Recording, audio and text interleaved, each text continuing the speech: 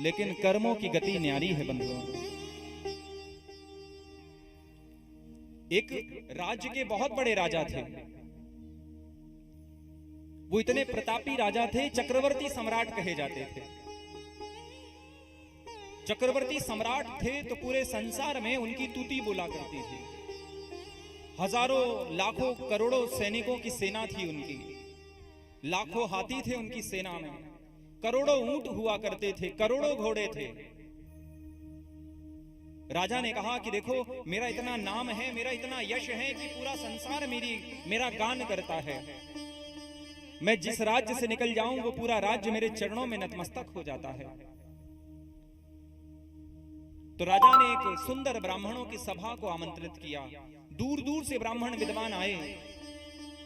राजा के राज दरबार में सुंदर आसन लगाए गए, स्वर्ण की थाली में सबको भोजन परोसा गया।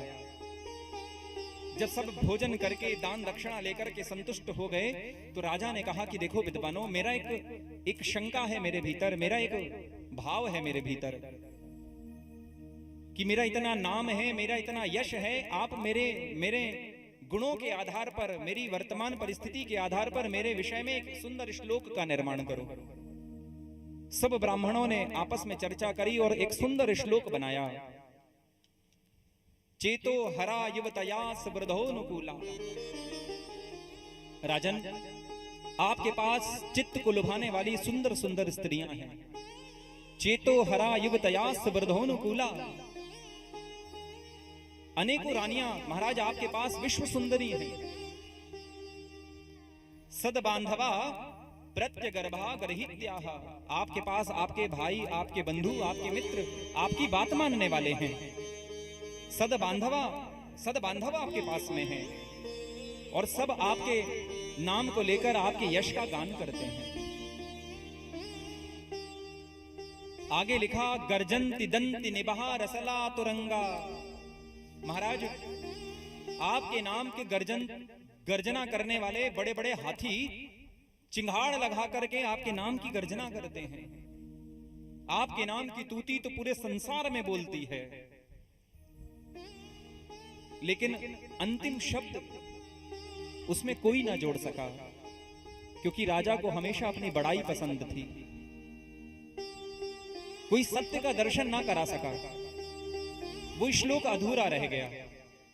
जब वो श्लोक अधूरा रह गया तो राजा ने पुनः ब्राह्मणों को दूर दूर तक भेजा कि जाओ, कोई जाकर के इस श्लोक को पूर्ण कर दे। ऐसा कोई ब्राह्मण देख करके लाओ, ऐसा कोई विद्वान देख करके लाओ। अपने सैनिकों को भेजा। सैनिक चारों दिशाओं में गए, कहीं कोई ब्राह्मण नहीं मिला उस श्लोक को पूर्ण करने वाला। जब सब थक हार करके एक निर्जन वन में गए, उस वन में एक छोटी सी कुटिया बनाकर एक ब्राह्मण तप किया करते थे। बहुत बुढ़ापे की उनकी आयु थी। उनको लेकर के आए। उन्होंने कहा, देखो, मैं इस श्लोक को पूर्ण तो कर दूंगा, लेकिन मेरी एक शर्त है। राजा को कहिएगा कि नाराज ना हो, क्योंकि सत्य का दर्शन तो हम सबको करना है एक ना एक दिन। उस ब्राह्मण को लेकर के आए, राजा के पास में लाए। राजा से ने कहा कि ब्राह्मण देवता, आप इस श्लोक को पूर्ण कर दीजिए, मेरा एक आग्रह है आपके चरणों में। जब उस ब्राह्मण ने उस श्लोक को देखा तो देखा कि उसमें लिखा था, चेतो हरा युवतया सुवृद्धोनुकूला सदबांधवा प्रत्यगर्भा गर्हित्याः गर्जन्ति दंति निबहा रसला तुरंगा। राजन, इस श्लोक में लिखा है कि आपके पास विश्व सुंदरी रानियां हैं। आपके पास मन को लुभाने वाली। आपके पास आपके मित्र, आपके भाई, आपके सखा, आपके कर्मचारी सब आपकी बात मानने वाले हैं। गर्जन्ति दंति निबहा रसला तुरंगा। बड़े बड़े घोड़े, बड़े बड़े हाथी खड़े होकर आपकी शान में चिंगाड़ लगाते हैं। लेकिन राजन, एक बात सदैव याद रखना, सनमील नयनो नहीं किंच दस्ती। राजन, जब आपके नेत्र बंद हो जाएंगे ना, उस दिन के बाद से ना तो ये सुंदर लुभाने वाली स्त्रियां आपका साथ दे पाएंगी। ये स्त्रियां सब धरी की धरी रह जाएंगी। ये बांधव गण जो आपके साथ में है ना, ये सब यहीं इस राजमहल में रह जाएंगे।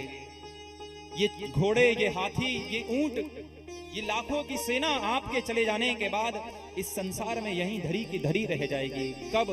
सनमील नयनो, नहीं किंच दस्ती, कब? जब आपके नेत्र बंद हो जाएंगे। और बंधुओं, अंत में राजा को दृष्टि आई, राजा का भाव जागृत हुआ, जब मैं इस धरा से चला जाऊंगा तो ये सब कुछ यहीं का यहीं धरा रह जाएगा, तो क्या फायदा ऐसे राज्य पाठ से, क्या फायदा ऐसे यश कीर्ति से,